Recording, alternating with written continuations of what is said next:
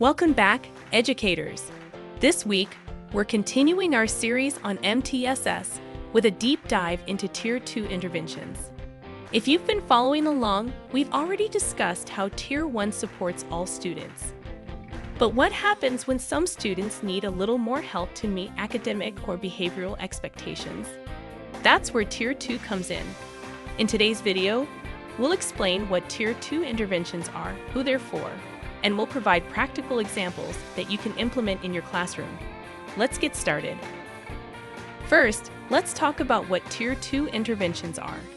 Tier 2 is all about providing additional support to students who aren't responding to Tier 1 interventions alone. These interventions are targeted, small group strategies aimed at helping students get back on track. Tier 2 typically supports about 10 to 15% of students depending on the schools and the needs. Those who are falling slightly behind but aren't in need of more intensive individualized help yet. These students might be struggling with specific academic concepts or behavioral expectations, and they need targeted, supplementary instruction or intervention to bridge those gaps. Who benefits from Tier 2 interventions? Tier 2 interventions are designed for students who may be slipping behind their peers, but don't yet require intensive, individualized support. These students need more focused instruction or behavioral support to help them succeed in the general education setting underscore. In most schools, about 10 to 15% of students benefit from Tier 2 interventions. These students might be just below grade level in reading or math, or they may have difficulty consistently following classroom routines and expectations. Now that we understand what Tier 2 is and who it supports, let's take a look at some examples of Tier 2 interventions that you can use in your classroom. Let's start with academic examples. 1. Small group instruction. One of the most common Tier 2 strategies is small group instruction. This allows you to provide more focused support to students who need it without taking away from whole class learning. You can group students based on their specific needs and work on targeted skills. Here are some examples. Pulling a small group aside during reading time to focus on phonics, fluency, or comprehension strategies. Using math intervention time to reteach a specific concept like fractions or multiplication, targeting students who need extra practice. Targeted tutoring or intervention blocks.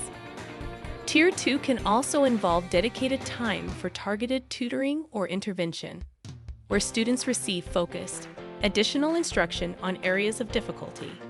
Let's see some examples. A 20-minute daily reading intervention block, where students practice fluency using leveled readers. Math intervention groups working on number sense or problem-solving strategies outside of regular class time. 3.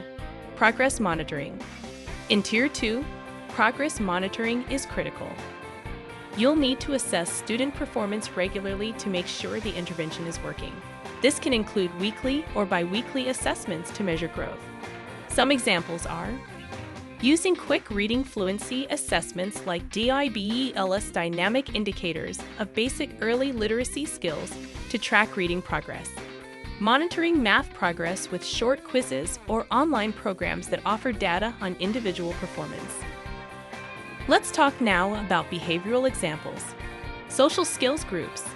Some students may need additional help developing social or emotional skills. Tier 2 interventions can include small social skills groups where students work on things like making friends, resolving conflicts, or managing emotions underscore. An example is a weekly lunch group where students practice communication skills and discuss how to manage their emotions when conflicts arise.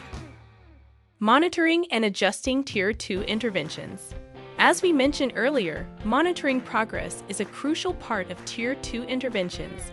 If students are making progress, they may eventually return to just Tier 1, but if they're still struggling, we may need to move them to Tier 3 for more intensive help.